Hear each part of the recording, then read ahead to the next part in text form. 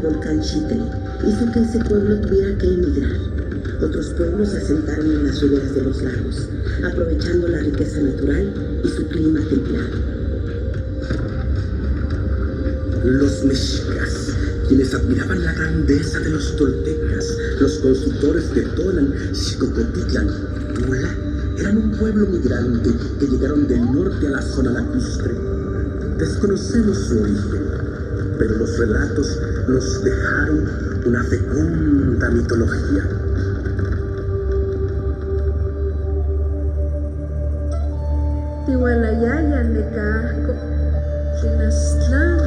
Provenientes de Aztlán, varios fueron los lugares que habitamos.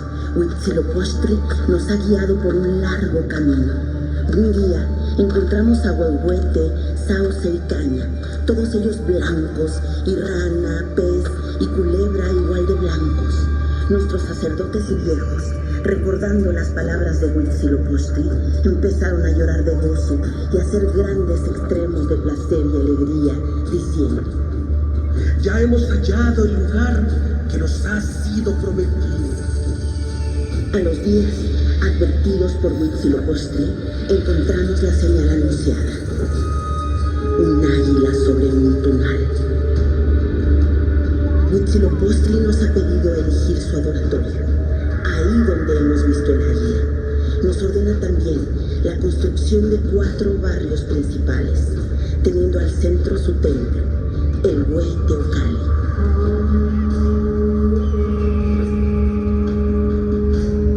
El pueblo mexica, dirigido por Tenoch, se asentó finalmente en una isla rocosa formada en el lago de Texcoco. Entonces pintaron el mito para la eternidad. El águila representa a Huitzilopochtli y el tunal a Tenoch. El mismo nombre de México se dice que proviene del mes, el otro nombre de Huitzilopochtli, mientras que Tenochtitlan es la tierra de Tenoch, historia y mito en el escudo nacional. Los tenochcas hicieron la guerra y se liberaron de los tepanecas de Azcapotzalco en alianza con los pueblos de Texcoco y Tlacopan.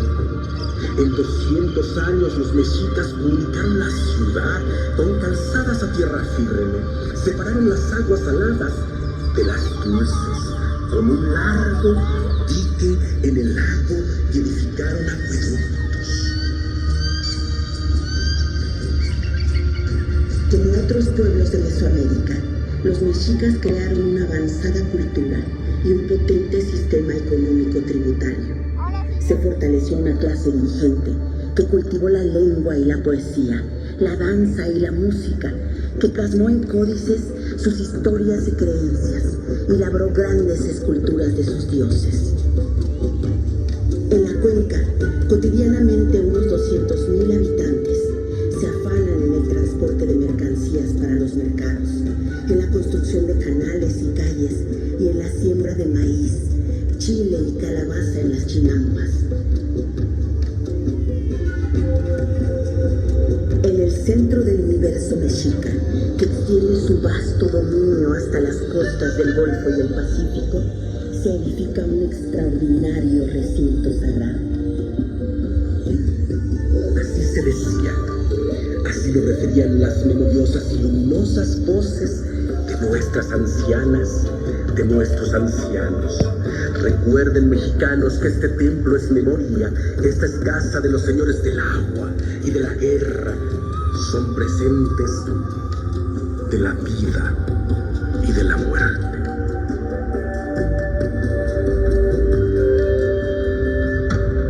Este es el Huehueteocalli, templo mayor, centro del universo, puerta a los 13 peldaños celestes, a los 9 niveles del inframundo, morada de los dioses, lugar de donde parten los 4 rumbos.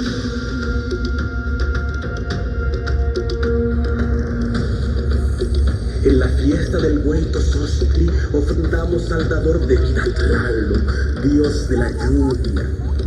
Es brote, verdor y florecimiento, crecimiento del árbol, de la hierba y del maíz. En los días más cortos ofrendamos a la victoria de Huitzilopochtli. Es memoria del día en que cayó la señora luna. A lo alto, luminoso Huitzilopochtli, el colibrí zurdo, dios solar y de la guerra, disipa la noche.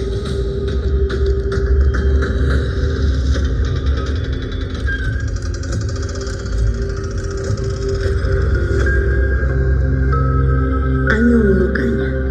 El Tlatoani Moctezuma Xocoyotzin recibe con cordialidad a Hernán Cortés y a su expedición. Los conquistadores recorren la ciudad y se sorprenden del esplendor de Mexico Tenochtitlan. Tienen una insaciable sed del oro y de las riquezas que contemplan. Meses después de su llegada, encabezados por Pedro y de Alvarado, los españoles asaltan a traición el Templo Mayor, mientras se prepara la fiesta del mes de Toxcatl. Desarmados, cientos de mexicas son violentamente asesinados bajo las lanzas y espadas de acero de los conquistadores. Moctezuma es muerto por los españoles y su hermano Cuitláhuac, señor de Iztapalapa, encabeza una cruenta lucha que expulsa a los españoles de la ciudad. La noche triste de los conquistadores fue la noche victoriosa de los tenochcas. Cuitláhuac es nombrado Tlatoani y organiza la defensa y fortificación de Tenochtitlan, mientras Cortés se refugia en Tlaxcala para organizar el ataque contra la ciudad, realizando alianzas con otros pueblos de las riberas. La viruela, que llegó con los conquistadores, se expande y cobra la vida de Cuitláhuac. Con apenas 25 años, Cuauhtémoc, señor de Tlatelolco, se convierte en el último Tlatoani mexica.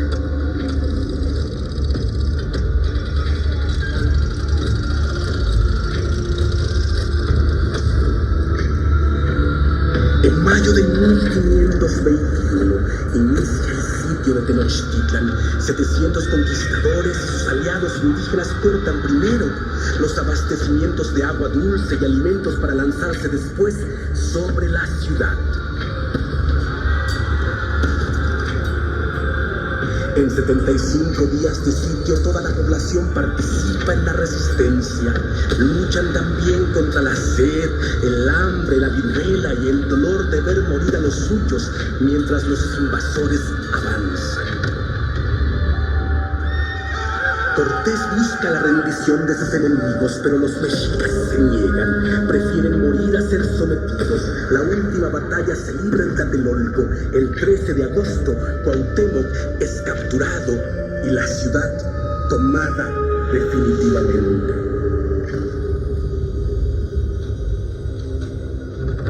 Nos dice la voz de la memoria, la voz de los vencidos. Rojas están las aguas, cual si las hubieran tenido, y si las bebíamos, eran agua de salitre. Golpeábamos los muros de adobe en nuestra ansiedad. Nos quedaba por herencia la red de agujeros. En los escudos estuvo nuestro resguardo, pero los escudos no detienen la desolación.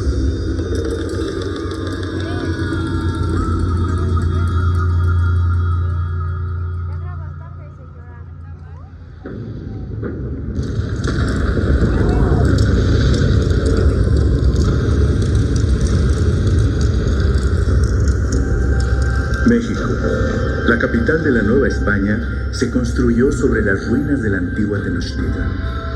Al tiempo que se terminaban de destruir las edificaciones mexicas, con las mismas piedras se construyeron los primeros edificios coloniales. En la traza de la nueva ciudad se diseña la Plaza Mayor en un espacio abierto del recinto sagrado.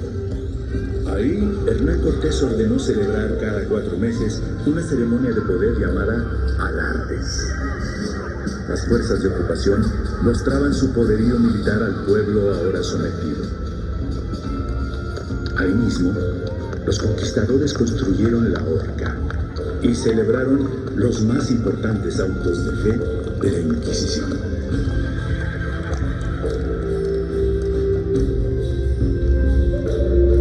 Se 61 virreyes gobernaron la Nueva España desde este palacio construido donde estaba la residencia de Montezuma. Los virreyes del siglo XVI se miran en los retratos con sus rígidos jubones dorados o con sus vestimentas negras y severas.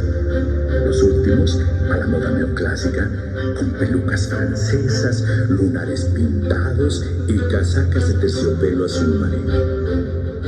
Los conquistadores imponen una sociedad organizada en castas, sometiendo a indígenas, afrodescendientes y mestizos. Como en ningún otro tiempo, la capital fue ciudad de contrastes. Había miles de indios pobres que solo iban cubiertos con una manta. Las epidemias, con su cauda de muerte, se intentaban aplacar con procesiones dedicadas a los santos.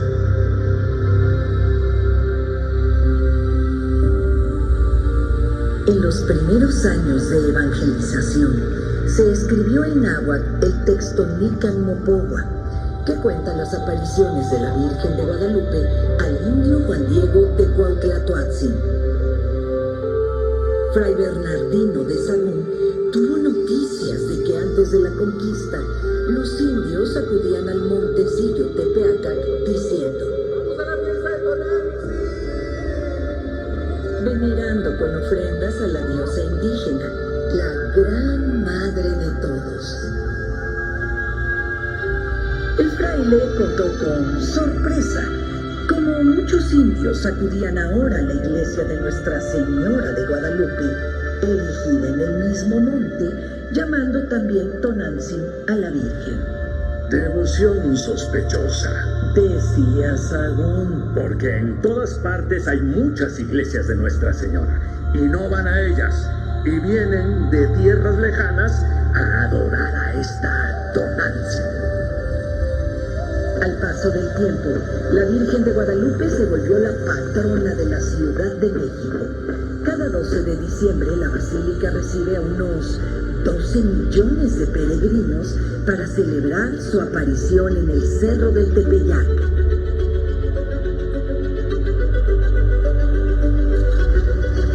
Esta gran catedral resume los 3 siglos de dominación española y es símbolo del viejo poder de la Iglesia Católica. Su construcción comenzó hacia 1573 y se terminó 240 años después con el trabajo de generaciones de arquitectos y obreros. En la parte alta de la fachada están 3 esculturas representando la fe, la esperanza y la caridad. La acompaña el Sagrario, una de las obras más hermosas del barroco americano.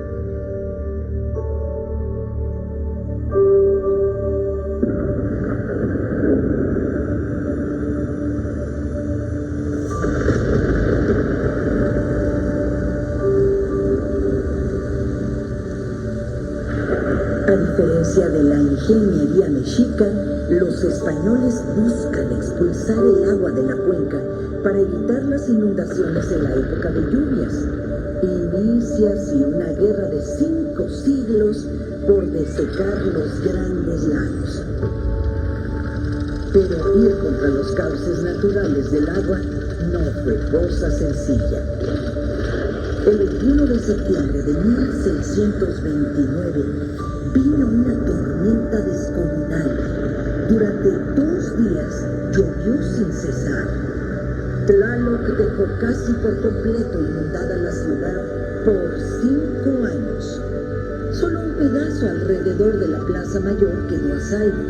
Le llamaron la Isla de los Perros, pues ante la calamidad, ahí muchos de estos animales encontraron refugio. Miles de habitantes emigraron. Las misas se tomaban desde embarcaciones y ya no se sabía qué santo encomendarse. Cuando el agua comenzó a bajar, fue necesario reconstruir la ciudad y renovar los esfuerzos por secar los lagos.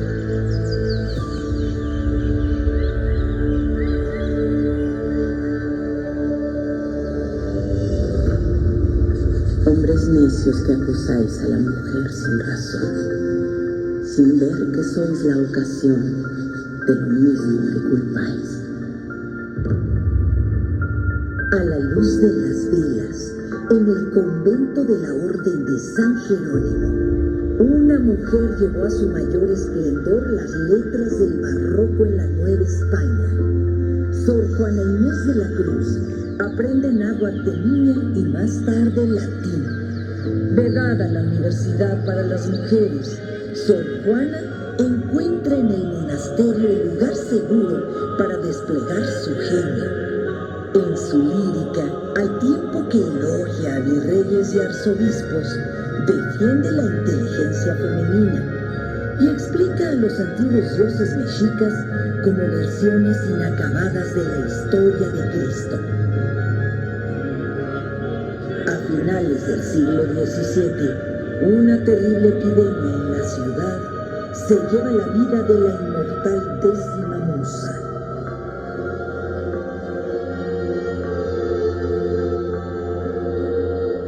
Gran estupor generó en la ciudad colonial el motín de 1692. Al atardecer del 8 de junio, más de 10.000 indios y también negros y mestizos pobres prendieron fuego al Palacio de Reina y más tarde al ayuntamiento, al grito de ¡Ciudadanos españoles que se comen nuestro país! ¡Fuera el rey que nos mata de hambre! El virrey dispuso esa misma noche repartir al amanecer todo el maíz que se tuviera almacenado. El motín del hambre fue la primera rebelión en la ciudad.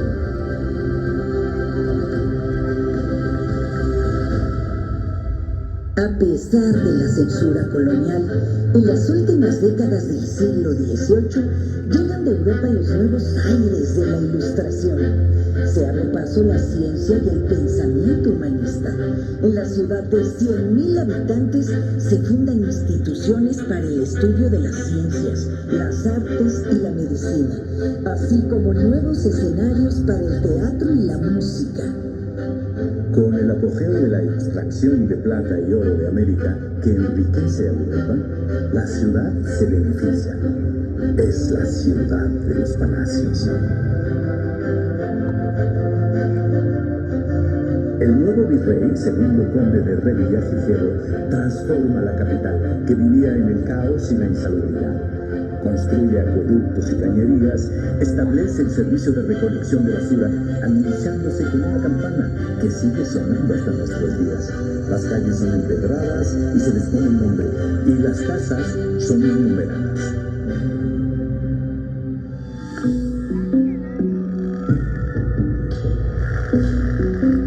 En 1790, arreglando la Plaza Mayor, se encuentra un gran monolito mexica.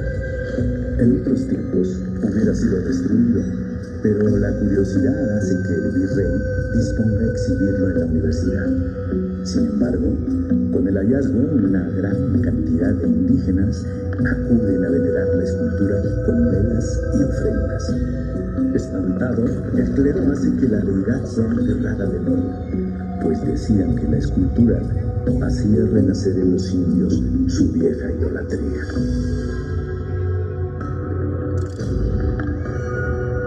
Es la diosa Coatlicue. 35 años después fue desenterrada nuevamente para ser estudiada por varias generaciones de arqueólogos y admirada con estremecimiento por el mundo. La madre de Huitzilopochtli, la diosa de la falda de serpientes, se representa cercenada de cabeza y brazos, de donde le crecen imponentes serpientes. Del pecho, de madre que ha alimentado a sus hijos, cuelga un collar de manos y corazones y tiene por pies garras de águila. Meses después del descubrimiento de la Coatlicue, se encuentra también en la Plaza Mayor de la ciudad otra escultura monumental de gran valor. Es la Piedra del Sol. Los tenochcas la usaban en posición horizontal para ceremonias de sacrificio. Tiene en su centro al quinto sol, Tonatiuh, nombrado también Nahui Olin. A los lados tiene representaciones de los 4 soles anteriores. En un círculo completo se representan los 20 días del mes mexica, por lo que esta escultura también se le conoce como calendario azteca. Esta extraordinaria talla tiene en el último círculo 2 gigantescas serpientes.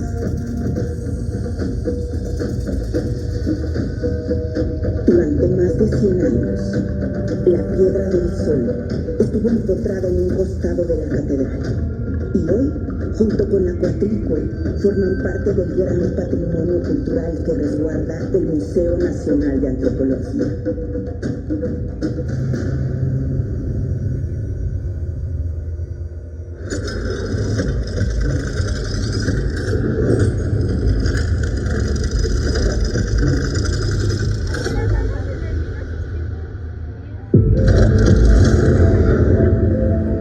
Después de tomar Celaya, Salamanca y Morelia, los alzados del Grito de Dolores, con Ignacio Allende y Miguel Hidalgo al frente, avanzan hacia la Ciudad de México y vencen a las fuerzas de la corona en el Monte de las Cruces. Los líderes de la Revolución de Independencia observan a lo lejos las luces de la Ciudad de México y dudan. Finalmente deciden no tomar la ciudad y no bajar a arrancar de las puertas de las iglesias el acta de excomunión contra Hidalgo, sino avanzar hacia Guanajuato. La independencia tendrá que esperar 11 años. Durante ese tiempo, la Ciudad de México no fue escenario de batallas, sino de conspiraciones en favor de la insurgencia. Leona Vicario destaca enviando recursos económicos e información. Una vez descubierta por las autoridades, escapa de la ciudad, pero es detenida y encarcelada. Cuando logra fugarse, mantiene comunicación con José María Morelos, rechaza el indulto que le ofrece el gobierno y publica incansablemente en periódicos insurgentes. Ya muertos Hidalgo, Allende y Morelos, las fuerzas del coronel realista Agustín de Iturbide y el insurgente Vicente Guerrero conforman el ejército trigarante, que enarbola la independencia de España, la unidad entre criollos y peninsulares y la religión católica como oficial. Conforme avanza el ejército, se adhieren contingentes realistas al movimiento.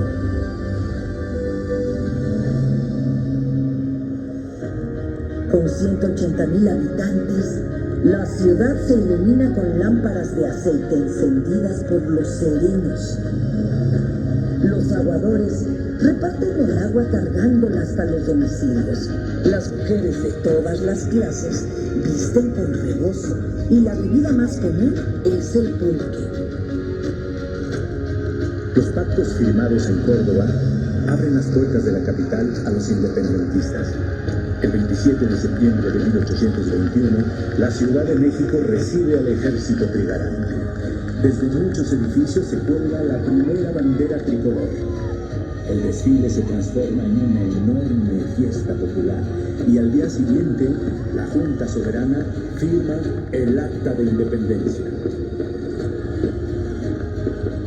Meses después, Iturbide se corona emperador de México en la catedral. Pero el imperio fracasa. En distintos estados y en la capital se suceden levantamientos militares. El efímero emperador abdica.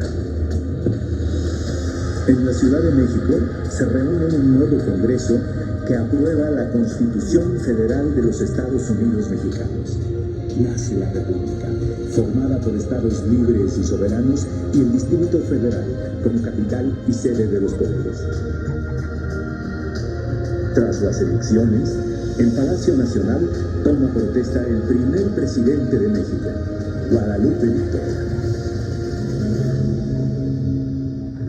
Por el norte y el Golfo de México, el ejército norteamericano avanzó en la guerra expansionista que arrebató al país medio territorio. El ejército invasor, a pesar de encontrar fuertes resistencias, ingresa finalmente a la cuenca, derrotando en Churubusco y los Pedregales a contingentes valientes pero mal organizados. Las batallas finales se dieron en Chapultepec, un último intento desesperado por detener a los invasores. Lo dan jóvenes cadetes desde lo alto del castillo de Chapultepec. El ejército norteamericano entra a la ciudad. En el Zócalo se da la batalla más desigual de la historia. Durante varios días, pueblo llano enardecido por el orgullo nacional se lanza con piedras y cuchillos contra los invasores. Finalmente la bandera yanqui ondea en Palacio. 4 meses después, en la villa de Guadalupe, se firma el acuerdo del retiro del ejército invasor, mientras que se pierde la mitad del territorio nacional. La revolución de Ayutla termina con más de 30 años de dictadura de Antonio López de Santana. Desde los altos del recinto parlamentario y en las crónicas luminosas de Francisco Zarco, la Ciudad de México es testigo de los debates del Congreso Constituyente. El 5 de febrero de 1857 juran la nueva Constitución. En ella se lee: la soberanía nacional reside esencial y originalmente en el pueblo. Todo poder público dimana del pueblo y se constituye para su beneficio. Los liberales se enfrentan al gran poder económico de la Iglesia. En la ciudad, casi la mitad de las propiedades pertenecían al clero. Son expropiados conventos, iglesias y monasterios. A muchos se les da nuevo uso y otros son destruidos. La vida secular cambia el paisaje urbano. Se abren oficinas de gobierno para expedir actas de nacimiento y de matrimonio. Los panteones se hacen civiles y los conventos ahora se imaginan como escuelas públicas. El viejo poder del clero, heredado de la colonia, vive su ocaso. Ante la nueva Constitución liberal, federalista y laica, los conservadores se rebelan contra el gobierno de Benito Juárez, primer presidente indígena de México. Encabezados por Miguel Miramón, forman un gobierno paralelo y retienen la Ciudad de México, que fue asediada por los ejércitos de Ignacio Zaragoza y Santos de Gollado. Después de 3 años de duras confrontaciones, en Calpulalpan, los liberales vencen el último esfuerzo conservador y el presidente Benito Juárez regresa victorioso a la ciudad. Pero no tardaría en llegar un nuevo desafío para la República. A pesar de la heroica defensa de Puebla, finalmente las tropas de la invasión francesa avanzan sobre la Ciudad de México. Una multitud silenciosa se reúne en el Zócalo. El presidente Benito Juárez espera hasta la puesta del sol, ordena arriar la bandera y grita un palco: ¡Viva México!, al que responden unas 10,000 personas. Guillermo Prieto anima un poco: tengamos fe en el porvenir, porque los pueblos son invencibles. Se suben a un carruaje llevando la República a cuestas en un largo periplo que llegó hasta el Paso del Norte. Invitado por los conservadores, Maximiliano de Habsburgo es impuesto como emperador de México. Llega a la ciudad con un manual de 600 páginas que establece las formas de las ceremonias y fiestas propias de la corona. Rechaza el Palacio Nacional por simple y riguroso y se instala en el castillo de Chapultepec. En los 3 años que duró en el trono, Maximiliano construyó el Paseo de la Emperatriz, después nombrado Paseo de la Reforma, para comunicar Chapultepec con la ciudad. La Chinaca, la guerra de guerrillas desatada por todo el país y el retiro de tropas francesas llevaron al triunfo de la República sobre el Imperio. El 15 de julio de 1867, Benito Juárez desfila entre edítores y flores rumbo al Zócalo. La bandera nacional volvió a izarse en Palacio Nacional.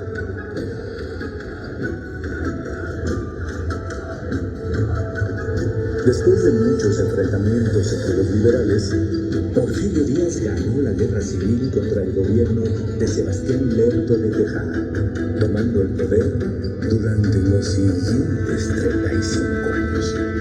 Tiempo en el que la población de la ciudad se duplicó, llegando a 500.000 de habitantes.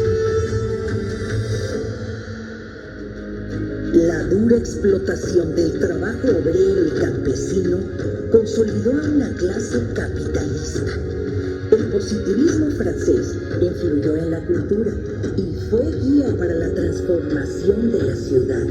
Se fundaron hacia el poniente las colonias Juárez, Cuauhtémoc y Roma para la burguesía, con iluminación eléctrica, agua potable y drenaje. En contraste, la colonia Morelos y nuevos asentamientos irregulares no gozaron de mejoras urbanas. Se construyeron líneas de tranvía que junto con los automóviles desplazaron paulatinamente a los transportes de tracción animal.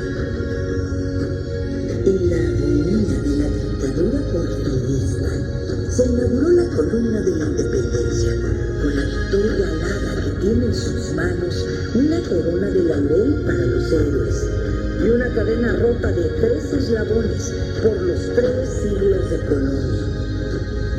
Díaz también dispuso colocar la campana de Dolores sobre el balcón principal de Palacio Nacional y arriba se talló un escudo nacional flanqueado por un guerrero mexica y un soldado español.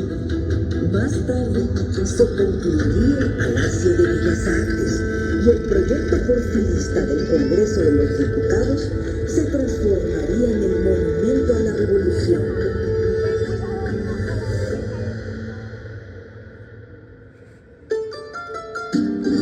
La Revolución Mexicana vino del norte, pero las primeras ideas de transformación se escondieron en la Ciudad de México, en las páginas de periódicos como El Hijo de la Huizote, Las Hijas de la Náhuatl y Regeneración. Y aún antes, en las críticas del gran grabador José Guadalupe Posada, creador de la Catrina. Tras el triunfo del primer levantamiento armado, se cuenta que 500.000 de personas salieron a las calles de la ciudad a recibir a Francisco y Madero. La multitud celebró en el Zócalo el fin de la dictadura y el triunfo del prócer de la democracia.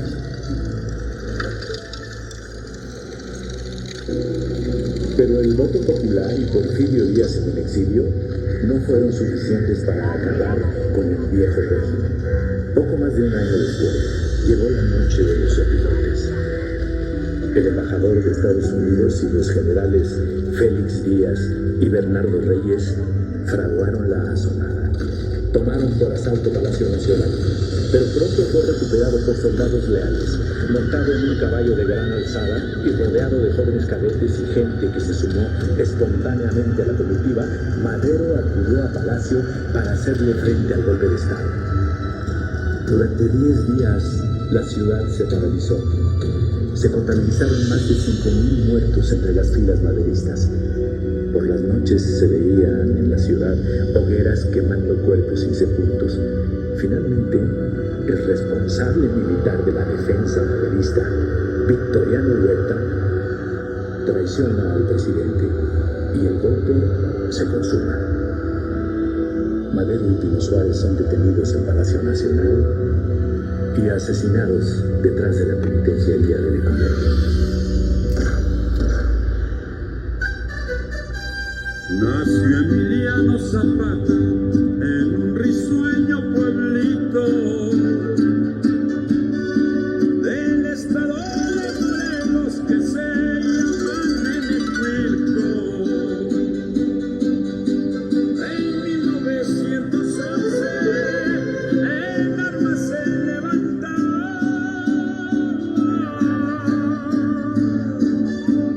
allá en la Sierra Suyana con Emiliano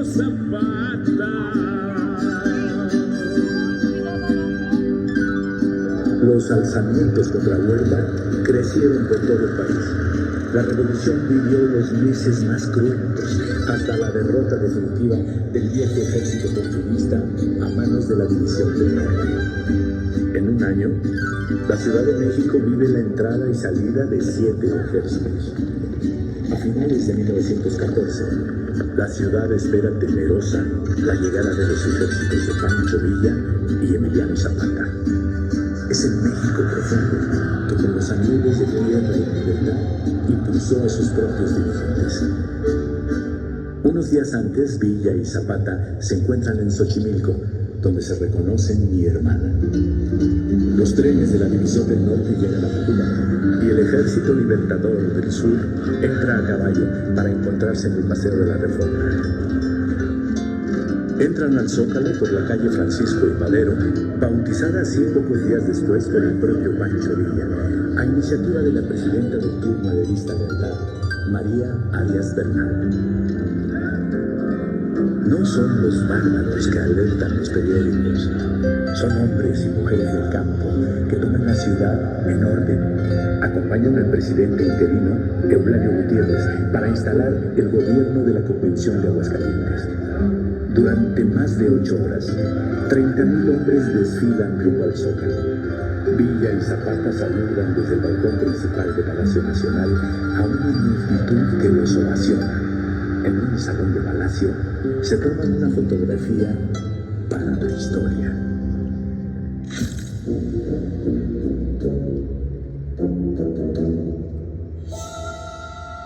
Esos años turbulentos fueron aprovechados por los propietarios de las vecindades de la ciudad para aumentar las rentas de forma desorbitada.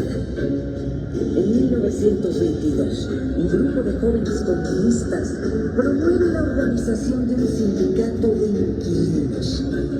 Un hecho inédito para la ciudad. Durante varios meses, unos 30,000 habitantes de más de 2,000 vecindades se niegan a pagar las rentas. El gobierno obregonista finalmente apoya a los propietarios y la represión termina por derrotar la huelga inquilinaria. A inicios de la década de los 20, se fundan nuevas instituciones públicas para consumar el ideario de la revolución. El automóvil desplaza a los coches de caballos, que son prohibidos en la ciudad.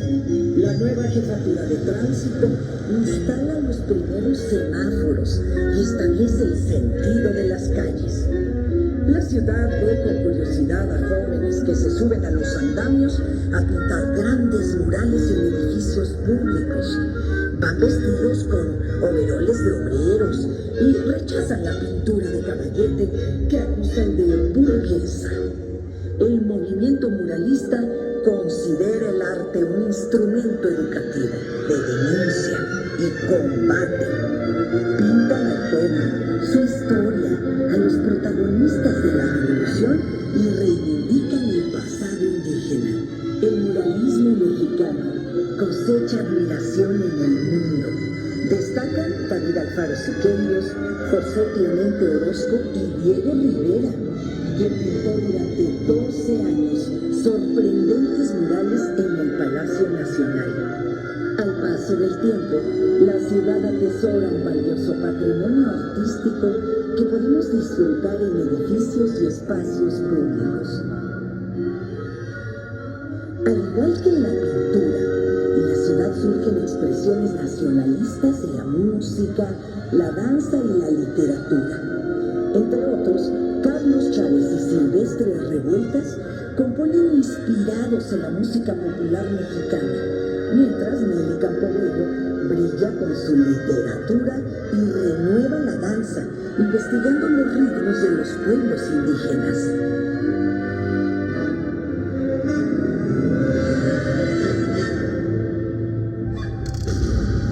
De nuevo la vieja ciudad mexica sale a la luz, cuando se refuerzan los cimientos del Palacio Nacional para construir el tercer piso.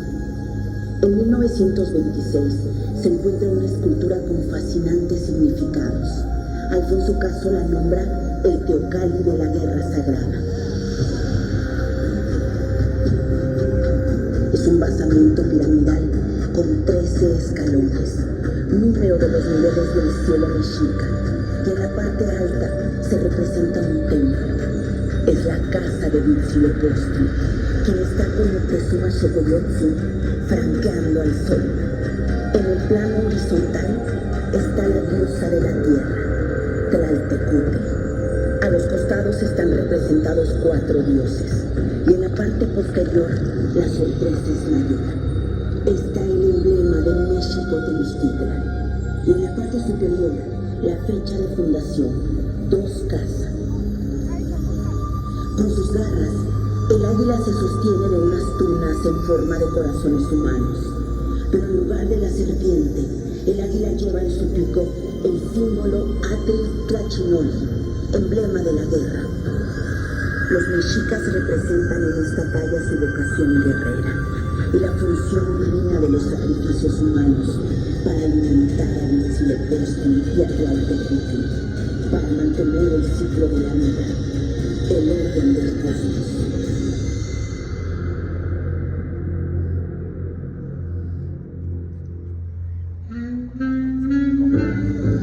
Allá por los llanos de Valverde, a las afueras de la ciudad, en 1928, aterriza el primer avión.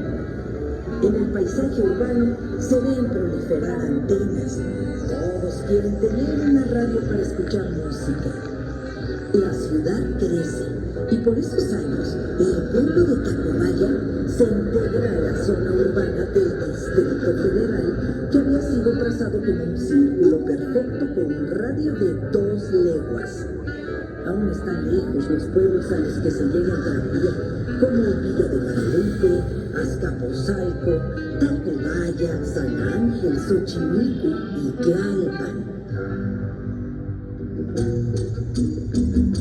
El presidente Lázaro Cárdenas, además de repartir tierra a los campesinos, cumpliendo el anhelo de la revolución, fundó en la Ciudad de México el Instituto Politécnico Nacional y expropió la hacienda de Santo Tomás para construir el campus municipal. Una gran institución para la formación de científicos y técnicos para el desarrollo del país. He hablado al pueblo pidiendo su respaldo, no solo por la reivindicación de la riqueza petrolera, sino por la dignidad de México, escribió en su diario Cárdenas, después de anunciar por radio desde Palacio Nacional la nacionalización de las petroleras y fronteras. A los pocos días, la ciudad protagonizó un gran momento de unidad nacional. Unas 250,000 personas se congregaron en el Zócalo para respaldar al presidente. También el Palacio de Bellas Artes recibió a una multitud en la que le faltaron personas humildes con gallinas y guajolotes en las manos para colaborar en el pago de las indemnizaciones.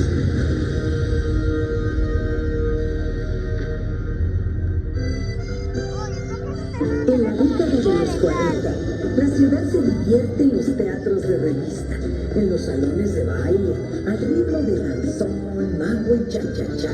Y se cantan rancheras.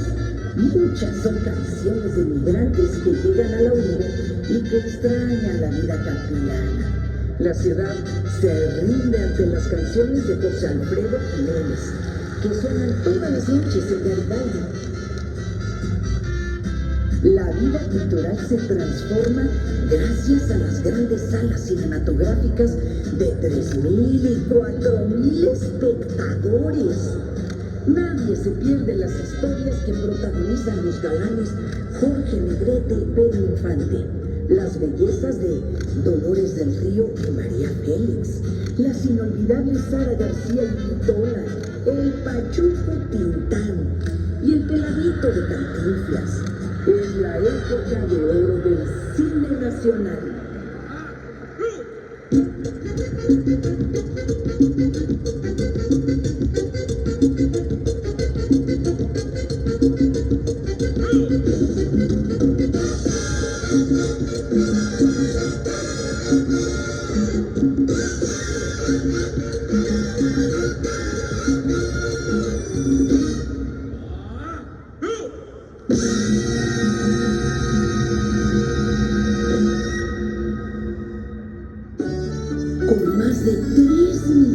de habitantes, la ciudad se transforma rápidamente en los años 50.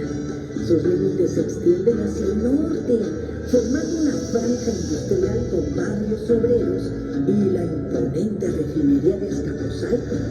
Mientras el director Luis Buñuel filma en la ciudad la película Los Olvidados, retratando con realismo y crudeza la marginación y pobreza urbana.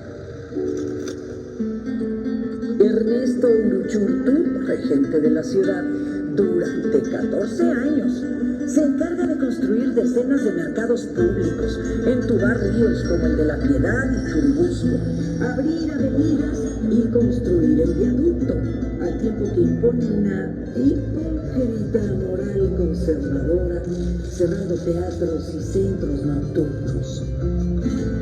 Los lagos siguen secándose, mientras que durante los meses de febrero y marzo, las tolvaneras se vuelven a la ciudad en una nube de tierra que obliga a cerrar puertas y ventanas. En esos años se levanta una proeza de la ingeniería mexicana, la Torre Latinoamericana, el primer rascacielos de la capital. Por los pedregales del sur se construye Ciudad Universitaria y un sector popular de ingresar a sus hijos a las preparatorias y universidades públicas.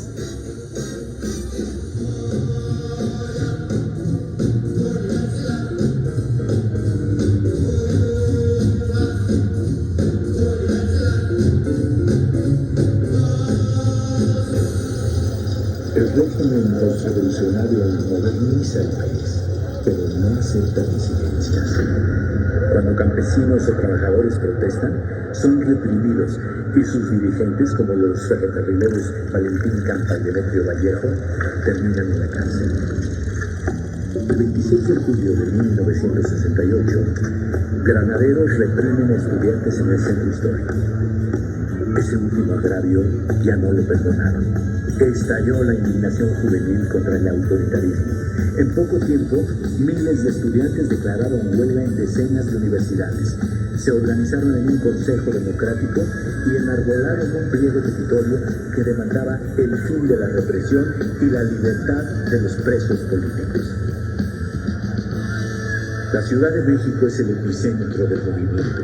Es noticia en el mundo que los estudiantes mexicanos salen a las calles, al igual que en otros países. Son parte de una generación inconforme que se opone a las guerras, a la discriminación racial y al saqueo colonialista.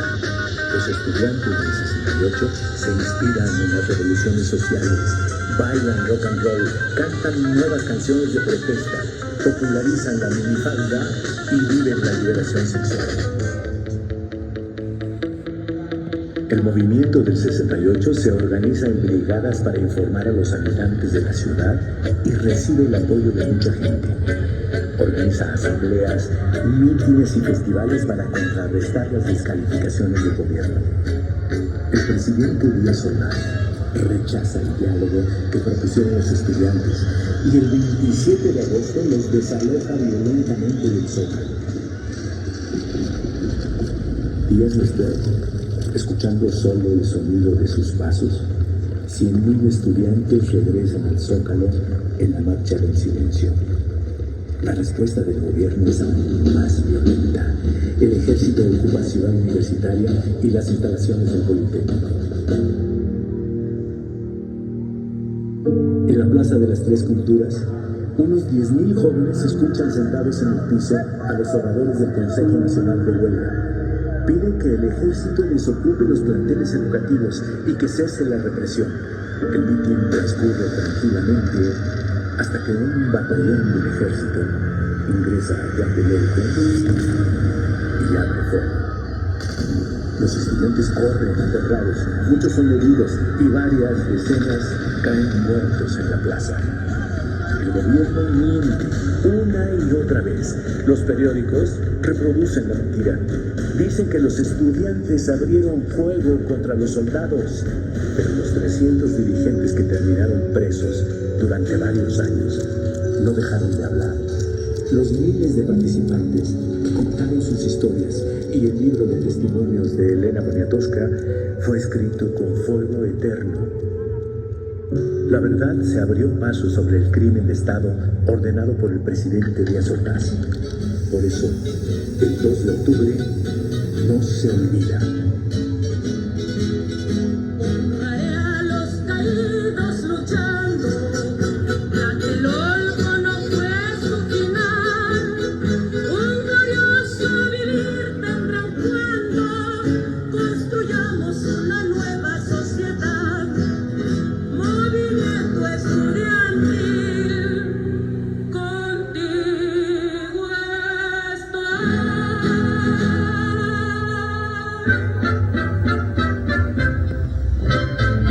Desde las 12 se llenó la pulquería, los albañiles acabaron de rayar, las repicosas enchiladas y sotilia, la fritanguera que allí pone su comal.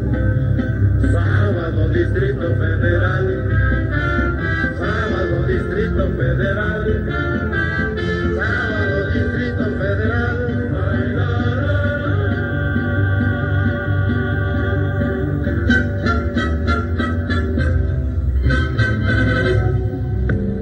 En los años 70, la metrópoli acelera su crecimiento y los pueblos de Azcapotzalco, Iztapalapa, Coyoacán y San Ángel, entre otros, se integran a la mancha urbana. La ciudad pambolera celebra la coronación del Rey Pelé en el Estadio Azteca, ahí donde 16 años después lo haría Diego Armando Maradona. Mientras el barrio de Tepito da campeones mundiales de boxeo. Túneles subterráneos avanzan por toda la ciudad para construir el sistema de transporte colectivo metro, al igual que el drenaje profundo que terminó con las inundaciones en la ciudad central.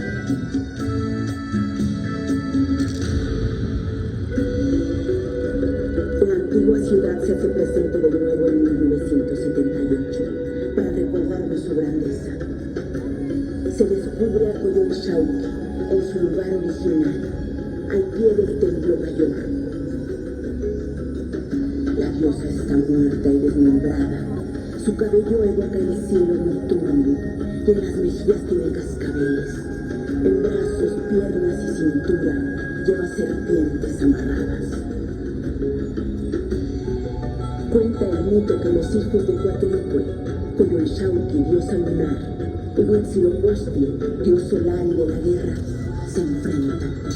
Ella es arrojada desde el cerro de Coatepetl y así derrotada.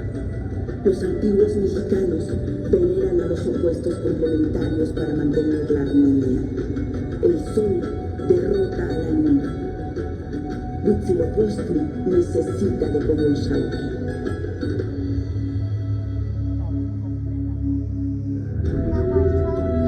A finales de 1978, a las puertas de esta catedral, un grupo de mujeres se declaró en huelga de hambre. Las encabeza una mujer bajita que se llama Rosario Ibarra de Piedra. Las mujeres exigen la aparición de sus hijos desaparecidos por la guerra sucia que emprendió el Estado mexicano. Rosario y sus compañeras dedicaron su vida a demandar al gobierno la presentación con vida de los desaparecidos y a exigir justicia frente a la impunidad del régimen autoritario del PRI.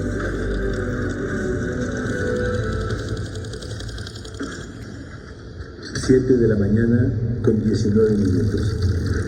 La ciudad, con sus 8 millones de habitantes, está despertando. Los niños se arreglan para ir a la escuela. Es un jueves como cualquiera, hasta que la tierra truena. 400 edificios destruidos y 30.000 viviendas colapsadas.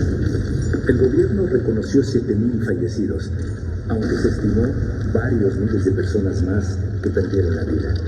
Los números no sirven para imaginar la tragedia que vivió la ciudad.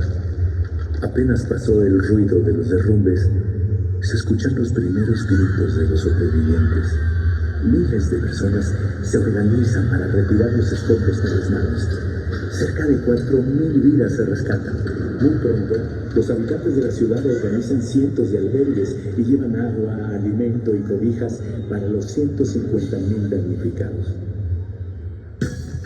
Mientras el gobierno está paralizado y pide que la gente se quede en casa, el pueblo se moviliza en el más grande gesto de solidaridad del que se tenga memoria. Una semana después del terremoto, más de 30.000 personas marchan a Los Pinos y surge la Coordinadora Única de Damnificados. Demanda la expropiación de predios, créditos baratos y un programa de reconstrucción popular. Destacan las mujeres en la organización de las vecindades y las costureras de talleres donde las explotaban y que tras el sismo forman sus sindicatos. La lucha da resultados. El gobierno expropia vecindades y edificios y reconstruye con la participación vecinal 80.000 viviendas. Otra ciudad nació de los escombros y el dolor. Una ciudad fraterna, una fuerza colectiva que se organiza por el bien común y que sería fundamental en las futuras conquistas democráticas y en las resistencias contra el neoliberalismo. Vieja ciudad de hierro, de cemento y de gente sin descanso. Si algún día tu historia tiene algún remanso, dejarías de ser ciudad. Con tu cuerpo maltrecho, por los años y culturas que han pasado, por la gente que sin ver has albergado, el otoño para ti llegó forzado.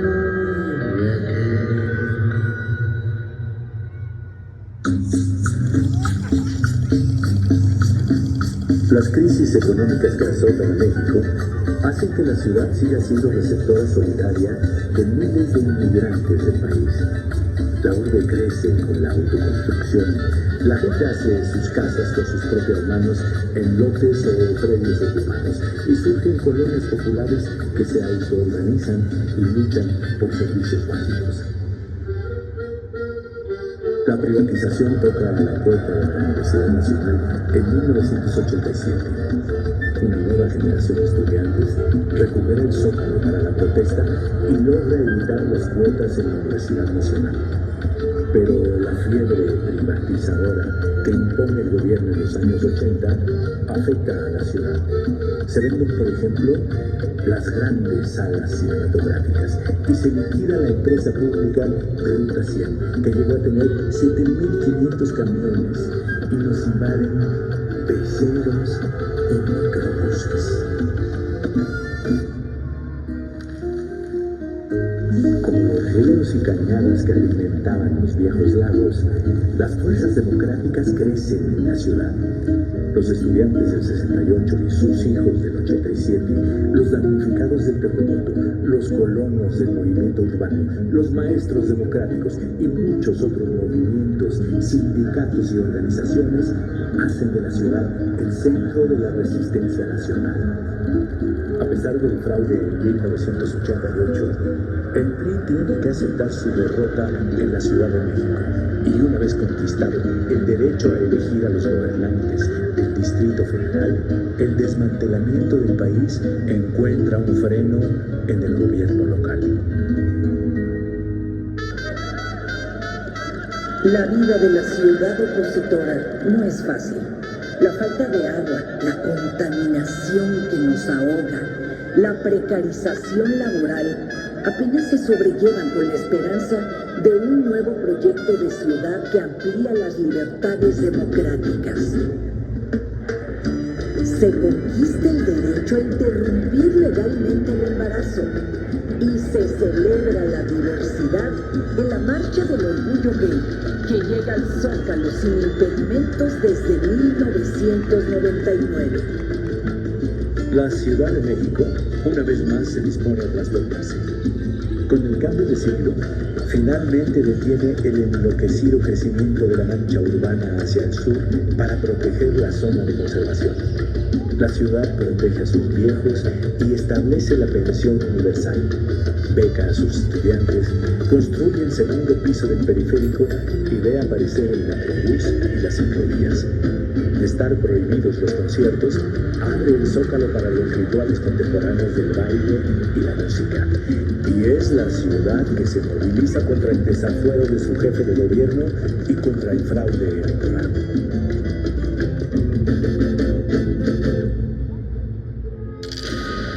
Se le invocaba nuestra madre, nuestro padre, Tlaltecutli, deidad dual que emergió en 2006 gracias al programa de arqueología urbana del Instituto Nacional de Antropología e Historia. Fracturada, pero aún conservando los colores, la diosa y dios de la tierra tiene el cabello rizado con banderas que simbolizan el sacrificio y la muerte. De la boca abierta y semidescarnada sale su lengua para absorber la sangre que emana de su vientre, un fragmento de la piedra que no ha sido encontrado. Viste una falda con estrellas, plumas, cuerdas, cráneos y huesos humanos. Expresa su naturaleza terrestre. Los codos y rodillas exhiben cráneos humanos y en lugar de manos y pies, Tlaltecutli posee temibles garras. Cuentan las viejas narraciones que Tezcatlipoca y Quetzalcóatl bajaron del cielo a Tlaltecutli, donde era menester hacer la tierra porque solo había agua. Los dioses partieron en dos a Tlaltecutli para que existiera la tierra, para compensar y consolar a la diosa que lloraba. Los dioses ordenaron que de ella saliese todo el fruto necesario para la vida del ser humano.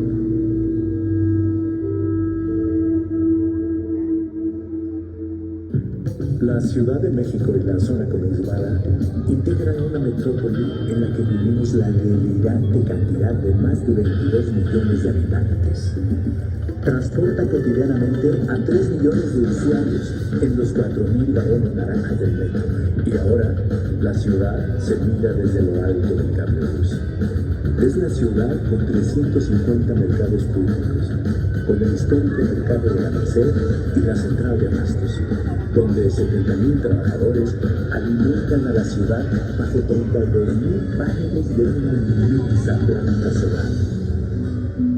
Es la ciudad que inventó el taco al pastor y que, orgullosa, tiene una gastronomía admirada en el mundo entero. Es la ciudad educadora que tiene 4.000 escuelas públicas de primaria y secundaria y 500.000 de estudiantes en las universidades. Tiembla el estado, los cielos, las calles, que tienen los jueces y los judiciales.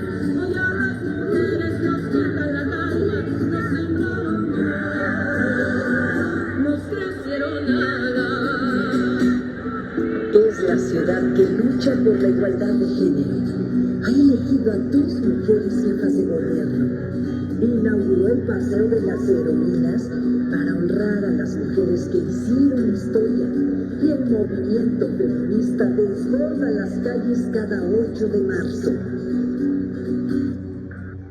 La Ciudad de México es la fiesta que canta con Juan Gabriel y baila cumbias con los sonideros, que resguarda la vida y obra de la eterna Frida Kahlo, de Leonora Carrington y María Izquierdo. Es la ciudad que celebra el Día de Muertos y hace los alebrijes salidos de los sueños de Pedro Linares. Es la ciudad que se organiza para las fiestas patronales y los carnavales. Es la ciudad de los 7 siglos contados por sus cronistas, desde los tlacuilos mexicas hasta Cristina Pacheco y Carlos Monsiváis. Al pie de los volcanes, la ciudad de lluvias y de secas, de barrios, colonias y pueblos originarios. Es la ciudad rebelde, diversa y democrática. Es la capital de la transformación y de la memoria, que recuerda con orgullo las palabras que un indígena escribió hace siglos. Esta será nuestra fama. Semanal. En tanto que permanezca el mundo, no acabará el renombre, la gloria de México, Tenochtitlan, Tenochtitlan.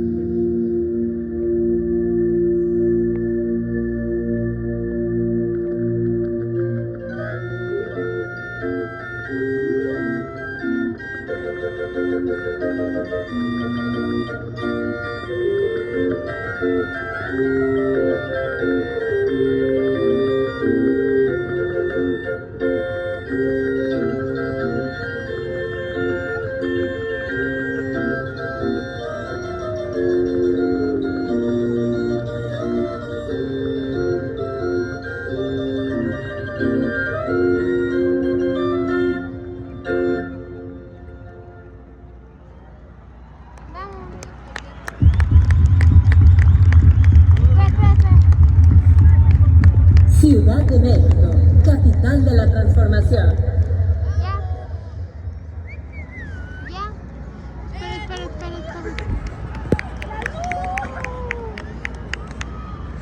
La se ve más chido con las lucecitas, ¿sí o no? Vámonos. Mira ese palacio, ¿Qué es? El palacio del gobierno de la Ciudad de México. La catedral falta catedral.